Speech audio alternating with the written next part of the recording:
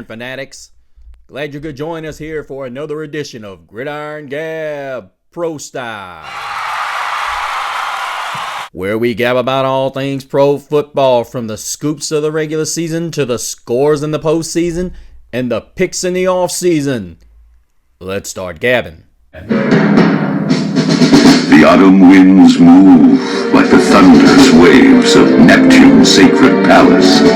And here, amongst the blackened soil, lies the ragged hands, worn, torn, and callous.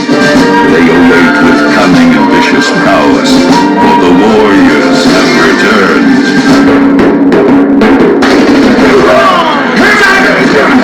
Come on, Dutch! Don't do it!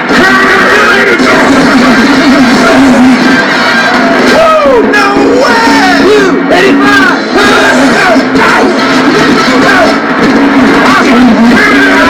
crying out loud! You're driving me nuts! But behold. Welcome back, you guys. Thank you for joining us here for another edition, or the championship edition, of Gridiron Gab Pro Style. I am, of course, Mr. CeeLo, joining you here as we are hours away from the first kickoff. But the one we're talking about is the second kickoff, which will take place 6:30 Eastern Time in San Francisco. Now, I'm not one for major lines, but I know a lot of people live and die by these lines. Me personally, I do not. But let's peel back the layers, shall we? Many people believe the 49ers are going to mop the floor with them, including Skip Bayless and many of the colleagues over at ESPN. I think Michael Irvin of Fox and even Keyshawn Johnson is picking the Lions to win this game. Me personally, the 49ers won that game last week, and I think Michael Strahan said it best, in spite of Brock Purdy. They won it in spite of him. And this week, and I'm going to put it to you like this. This is what I'm going to say. Many people are going to say you're hating on Brock Purdy. Brock Purdy, despite the fact he threw 31 touchdowns and 11 interceptions on 4,280 yards, he faced a Green Bay defense that everybody said last week was their weakest link. And the Packers were able to get some pressure. And the Lions ain't no cupcake. There were times in that Dallas game, and I'm going to be honest with you, everybody in the country pretty much knows, unless you're a Dallas fan, realizes that the Lions won that game. Yeah, we all know. And I'm going to be honest with you, the Lions pass rush, I'm hearing so many people say the Lions are just awful on defense. There's moments when the Lions offense is bad, but there are moments when they're an elite defense led by Aiden Hutchinson and defensive coordinator Aaron Glenn. When he gets the feel of an offense, he attacks. And I'm going to be honest with you. With Debo being, I don't even think he's 100%. Yeah, he got cleared. But folks, let's not try to play the game like we don't know what's going on. Debo's probably going to be out there just like he was in the Packer game, percentage points. He's not healthy. We know that. If anybody thinks Debo's coming into this game healthy, he's not. Let's not try to pretend there's something there that is not. Yes, Debo is playing, but I don't see him being anything more than a decoy. I know what people are going to say. He's not good. Shanahan's not going to put him out there if he's not 100%. Oh, yes, he would. Anything to take the eyes off of Brock Purdy, and especially Christian McCaffrey. To me, yes, they were good enough to beat Green Bay last week without Debo. But we might as well keep it real. And y'all, if you saw my show last week, you'd see I felt like Brock Purdy was lucky and the 49ers were lucky. Now, I get it. Sometimes in a championship run, it's better to be lucky than good. I get that. But here's the reality. You were a pick six and another interception away from that game being over. Yes, you heard me. Over. Because if he makes that interception, that's ball game. There's no ifs, ands, and buts about it. That game is over. Now, here's something that the 49er fan base needs to think about. Is Brock Purdy a long-term answer? Because I don't see the 49ers winning this game. Now, I know I'm ahead making my pick before I even break this down, but I'm going to tell you, if this is a high-scoring affair, I don't see the 49ers making well. Because I don't see Brock Purdy being able to carry the load. However, the 49ers do get good pressure. But the question is, can they keep up with Amon-Ra St. Brown and Laporta? And then you got to think about, I get it, the 49ers have been stout against the run. I get that. But they ain't been good against teams that run play action. This is an aggressive defense. And I'm going to be honest with you. Johnson is a great coordinator. Ben Johnson is a great coordinator that understands what he needs to do. He is going to make moves. He is going to put Amon-Ra St. Brown in positions to get the ball. Josh Reynolds had a big game last week. He's going to put him in positions to make big plays. So Laporta, same thing. Jahmyr Gibbs out of the backfield. That linebacking core, as good as it is and Steve Wilks' defense is, the problem is that Johnson understands how to put these guys in positions to succeed. This defense has far exceeded the defense that was terrible last year and 2 years ago. And see, the thing is that defense is starting to play out of its mind. And a lot of people say they play over their head. Okay, Green Bay's defense played over his head. And honestly, I don't see, if I'm putting it like this, if Purdy makes the kind of throws he made last week, like the one he made that savage for Green Bay should have picked off and took to the house, that ain't happening with this group. This Detroit group is hungrier than that Green Bay pack was. It's cliche to talk about Dan Campbell, and what's really impressive about this guy and how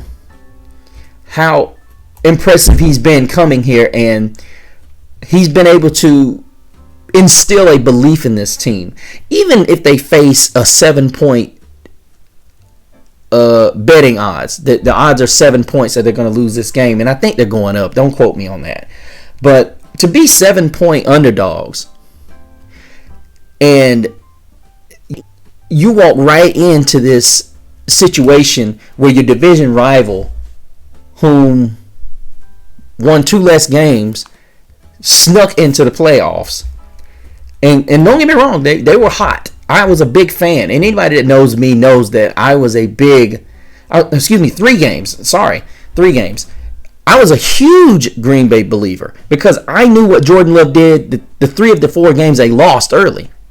If he just comes down on the interceptions, and that's what they talked about. What doomed them in that game, people are going to talk about that last interception, but the reality of it is Christian Watson did not get involved, and I did not understand why Matt LaFleur didn't design plays to get this guy the ball. I still want an answer on that one.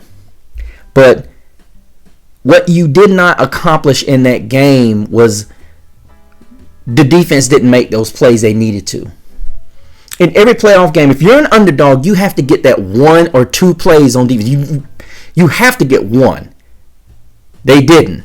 Now, see, this is the same situation Detroit is in. They have to make a move. They have to do something that is going to strike a chord to change the momentum in this game. To me, the game's going to stay favored to the 49ers. It's going to stay there. The only thing the Lions can do is keep it at a semi-even keel or right there at it. They need a turnover to flip the scales. Because Levi Stadium's going to be going crazy. When you saw when Green Bay had control of that game, the crowd was out of it. And those 2 opportunities for interceptions came, and they could not make them, Green Bay. That was when the tide turned. There was your chance to slam the door, and they could not do it. But I believe the 49ers are going to be unable to get pressure on Jared Goff. This has been the story of this playoffs, going all the way back to Raheem Morris. Congratulations on getting the Atlantic job, but you betrayed your team by not putting pressure on Jared Goff. And even with the Buccaneers last week. But the fact is they were able to run the football. Johnson did a phenomenal job changing the narrative and mixing things up. And this is what I think is going to cost San Francisco this week. I know what you're going to say. You're going to say, oh, you're picking two road teams and it's going to be Kansas City and Detroit in the Super Bowl? Detroit's got a good pass rush, led by Aiden Hutchinson. And I truly believe this is going to be a game that, McCaffrey goes off, but Purdy hurts them. It's going to be almost a repeat of what we saw against the Green Bay Packers. McCaffrey's going to be able to do some great things, and Purdy's going to hurt him. This is the game that cost them, and they're going to have to go back and reevaluate this thing. And I truly believe they're going to have to reevaluate, the 49ers are going to have to reevaluate their quarterback situation. And they're going to have to address it one way or another. And that's just my pick. I think the Lions win this game by 3 points. I think both games are decided by 3 points, and the Lions' Cinderella season continues for another 2 weeks. Anyway, guys, let me know what you think. Please go to my Facebook page of the same name, Gridiron Gab Pro Style. Give me your opinions and your thoughts. I want to give a huge shout out to Hannah. Thank you so much for participating in my survey and joining. Also, Jamie, thank you so much. Frankie, thank you so much for joining. All of you guys that are new members here, I'm trying to give you a shout out. Washima, giving you a shout out as well. Thank you so much. Michael, thank you for joining. And thank you, Logan, for visiting. As well as Jay, thank you for visiting. I'm sorry, you guys. Trying to figure out all of this stuff is really tough, but I appreciate all the love that I get. Also, make sure you check out my Instagram so you can check out my other shows that I'm also participating in and whatnot. If you have, as I said, if you have a favorite team that you would like for me to critique and say what they need to do in the off season to possibly get them to that Super Bowl level, feel free to drop a line to me. I also am a enthusiast Carolina Panther guy, so I also have a channel called Growlin' and Prowlin'. If you guys are Carolina Panther fans, don't hate. We're gonna get back there eventually. Make sure you check that out. But till the next time, you guys, same Gab channel, same Gab platform. But behold, there is a warm breeze that comes from the west. The blazing sounds of victory fuel their everlasting quest. It is a call to arms, for they are here, an army